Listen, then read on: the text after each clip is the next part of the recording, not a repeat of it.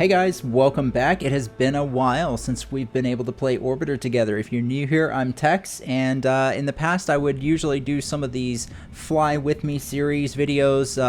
This new series is just kind of a one-off series, so I'm not necessarily saying that I'm going to be coming back to doing this full-time because I am very busy in my life doing other endeavors. We'll get into all of that a little bit later, but I was definitely inspired by David Courtney making a comeback after 6 years. It made me realize that how much, I enjoyed playing Orbiter, and it has been a long time. It also made me realize how much I forgot. So with this flight, what I want to do is it's going to be less like cinematic like my older videos. It's going to be just more of an enjoyable fly with me type of series. I wouldn't rule out doing some nice cinematic shots here and there, but it's not going to be like a storyline type of video we've done in the past. Anyway, so the goal with this flight is we're sitting here on the Earth, and we're going to be flying our favorite spacecraft, of course, the XR2 Raven Star. We're looking to take off here from Cape Canaveral. I want to fly to Venus, do a slingshot around Venus, come back to Earth, slingshot Earth, and then finally get out to Mars. I've done a flight like this in the past. Many years ago, I actually uploaded a video to my channel which wasn't like a fly with me where I'm narrating anything, but just kind of documented that flight. So I'm looking to essentially recreate that flight here in the XR2. So what we're going to do is just, like I said, navigationally wise, look at what it takes to do a flight like this. And of course, it's going to be a rather long flight, probably unrealistic for a crew of real people, but this is a very realistic way as to how they get probes out to the outer solar system. They'll slingshot through the inner solar system because it's a lot cheaper to do that fuel-wise. So anyways, welcome back, guys. Let's go ahead and roll the intro and get started with the flight.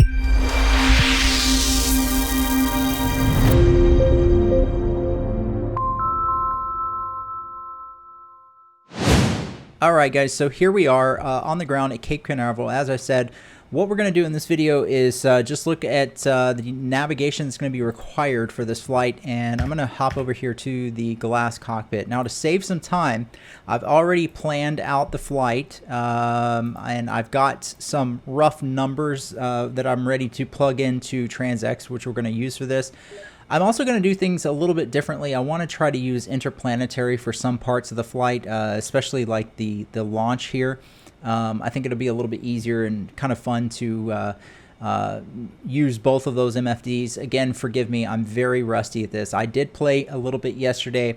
I actually had to go back and watch some of my old videos to polish up some of my skills, but I'm still very, very rusty at all of this. So we're sitting here, the simulator date is August 23rd of 2010. The actual date today is June 6th of 2021, but we are sitting here in the simulator. This was one day out from the flight plan that I had found many years ago when I did this flight. So we're just going to essentially recreate that flight, but it wasn't an easy flight to pull off, as I remember. It actually may not be the most efficient flight plan to do this. I'm sure some of the other guys that are really good with these instruments like Dimitri and everyone could figure that out, but I think it'll still be doable and still be fun. Now, we are in the XR2, so we do have to be aware that we have O2 constraints. We need to make sure we have enough O2 with us, and by my calculations, the flight's going to take about 965 days, and we have 1,097 days of O2 on board. So we should be okay. And then fuel-wise, I upped the ISP settings in the configuration file for the XR2 so that it essentially has enough fuel to make it to Mars. And since we are slingshotting, we should be okay fuel-wise, but hopefully we don't run out. We'll see. All right, let's hop back into the glass cockpit and get started with the planning phase. So we're going to, first of all, choose escape on TransX here, go forward, and I think we choose our target. So there's Venus, we hit view. All right, that looks good. I'm going to go forward over here to that view, and we're going to take some prograde out, right? Because if we will remember, what we're looking at here in the center is the sun. The inner blue circle is Venus's orbit around the sun, and the outer blue circle is the Earth's orbit around the sun. So we're looking at lowering our altitude essentially down closer to Venus's orbit. Now, the numbers that I'd come up with, we'll see how accurate it comes out if I just plug it in here. It's going to be negative 2936 for our prograde velocity. The ejection date is 1 day out from today, 55,432,6280. Outward velocity, I had nothing, and plane change, I had 1.933. No, that's not right. You have to do 1933. There we go. All right, so that got us in the neighborhood. You can see our approach to Mars. Venus is right here. It's not super close, but it's close. We can adjust those variables and then go ahead and start setting up the sling. So let's just get us a little bit closer than that. We're just going to adjust our variables a little bit here. See how close we can get us. Let's go to, we're going to adjust everything except for the date. We don't want to change the date. So let's adjust the inclination. That looks better. Let's go to velocity. Velocity is probably going to do the trick. Velocity and inclination, just small adjustments here. Okay, that's really going to be close enough for right now. Let's just run with that. Let me see. Go back to velocity. Maybe one more tick on velocity. Okay, let's just run with that for now because we still have to set up the sling. So right now we have, you can see here is Venus, and this would be our trajectory bringing us by Venus. So that's good enough for right now. So we're going to go forward over here, and then we're going to do view, escape, forward, and then let's do forward over here. All right, so we need to select a planet. I forgot. Going back to Earth. Now we can go forward. Okay. Now we need to adjust over here the outward angle and the inclination angle. So as this gets a little bit more confusing, now we're looking at coming back to Earth. So we have Venus's orbit still in the center here, Earth out there. So we would be looking to depart Venus and then come back around. We'd go way out like this and come back around and meet up with Earth over here. So we'd have to go around the entire sun one time, essentially, come back over here and meet up with Earth. Now we are nowhere near the neighborhood right now. We're way off, so we're going to have to make some adjustments here to our angle. Let's start off with that. That's getting us closer. We're in the neighborhood. Let's see if we can dial that in a bit more here. And then we need to, I know we need to swing the angle around. So this white line right here is our plane, I should say. We need to swing that around. So let's go to swing that over. Probably do a little bit with that and go back to outward. So just bear with me for a moment. It's going to take a little bit to play with these variables to get this set up just right. If I remember, this flight plan was a little finicky getting it getting it set up just right. It's a lot easier to sling. There we go. It's a lot easier to sling large planets like Jupiter. You really have to be precise when you're slinging in the inner solar system, so it can get a little bit harder. We're close. I mean, we're in the neighborhood, but I do want to get it a little bit closer than that for the sling, to plan the sling back out to Mars. So right now we are planning the sling from Venus to Earth, and then we'll plan the sling from Earth to Mars. Oh, wrong way. Let's go back here. So it's just a matter of finding the best combination. Let's do a little bit, so we're doing plus on the inclination angle, and then we're going to do minus on the outward angle. That's not really helping too much.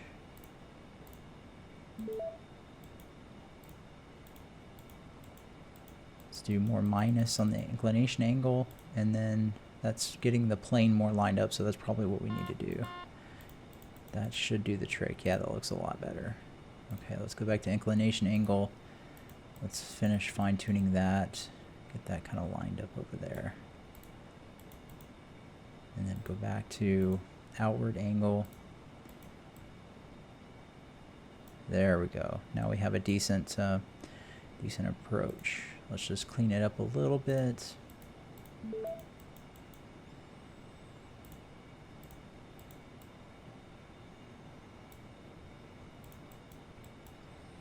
How far off are we on that? 67.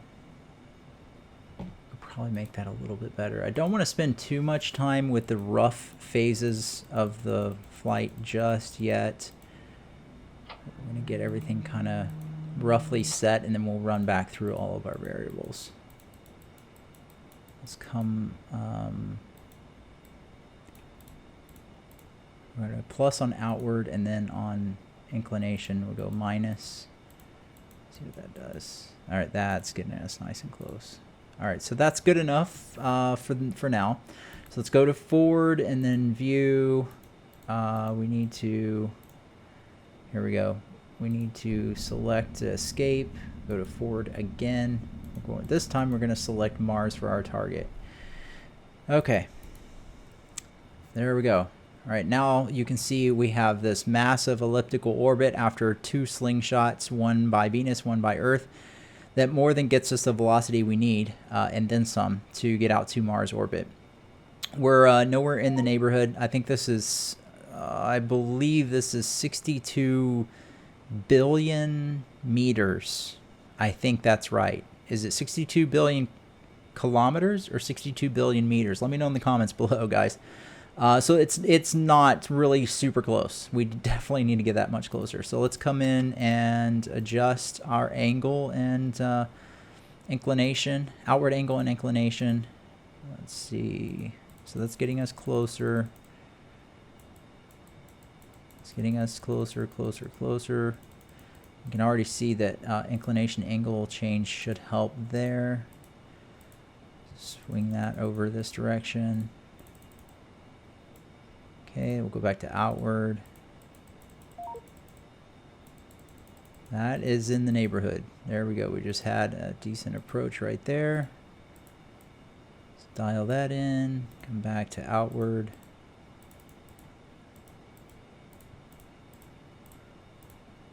All right, we are in the neighborhood. Getting really close. Plane wise, it's about as good as it's going to get right there. All right, there we go. We have an arrival at Mars.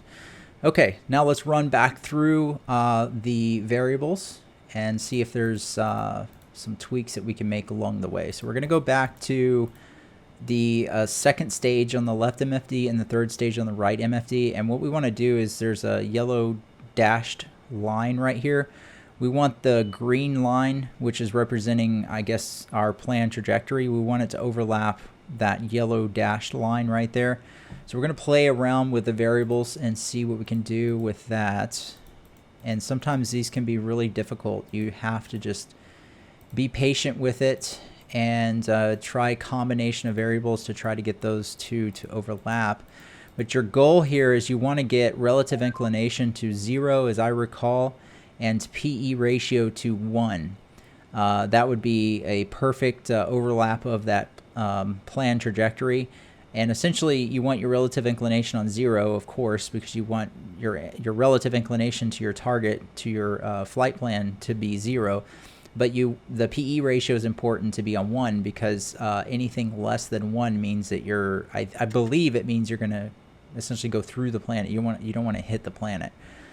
So let's just bounce back and forth here and see if we can play with our variables a little bit.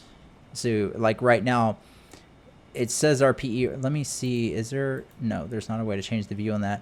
It says our.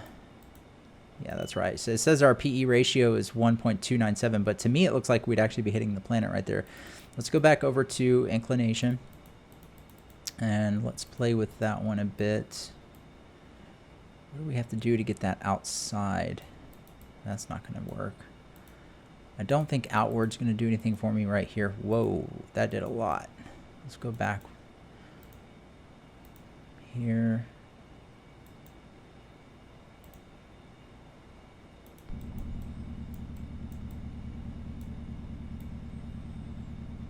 Yeah, that's not doing anything. Let's try the plane again. Maybe we have to go further positive with the plane and then go negative with prograde. I think that'll do it right there. Okay. So we're going to go positive on the plane change and then go negative on prograde. And I think outward, we don't really need that, so let's reset that to 0. Okay, let's try this. Is it negative on plane change? I think it was negative on plane change. And then we go back to, no, it was negative on velocity. Let's see if I can figure this out.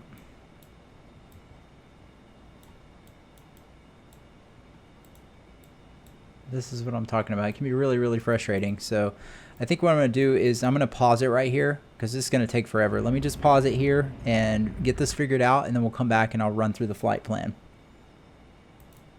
Okay, so that took forever, but I did get the plan sorted out here. So we are looking at departure of the same day, 55-432. We're about a day out from that. And it's not perfect. Probably need to make some minor adjustments here, but you can see how we got this much better. It took a combination of variables, including prograde and plane change, but they're just so sensitive. You really have to work them. So let me see if I can get this a little bit better lined up while I've got you here without butchering it and making it worse like that right there. Let's go back. So we're in the neighborhood. We're very, very close. It's not perfect yet, but we will get it there. About right here is getting very, very close. Let's go back to prograde and put that on hyper. So bump that down and then go back to plane, put that on hyper. I think that should get us there right there. It's very, very close. Back to prograde. And it kind of gets a little frustrating because you make adjustments here and then it affects your adjustments further down the line, down the sling plan. So we'll see that in a second. But let me get this over. We're so close. There we go. All right, so I'm just gonna go with that for now. That's close enough. I don't want to sit here and mess with it forever. But that's actually really good. You got relative inclination on 0, PE ratio on 1. All right, so let's go forward.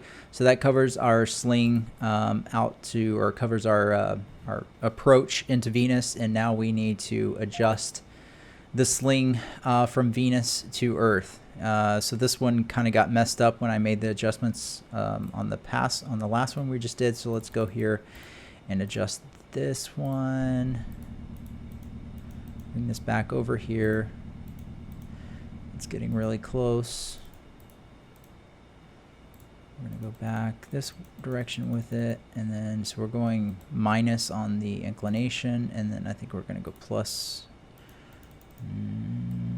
No, that's not what we want to do. Let's go that way and then come back around with it this way. That's going to be it. Come back to plane. There we go. Okay, so that is going to be close enough. PE ratio is not quite 1, but this is, at this point, you know, we're planning the sling around Earth. There's going to be many mid-course corrections along the way, so that will probably be good enough to run with from there. Now we need to plan the sling by Earth to get us to Mars, which right now is looking pretty solid.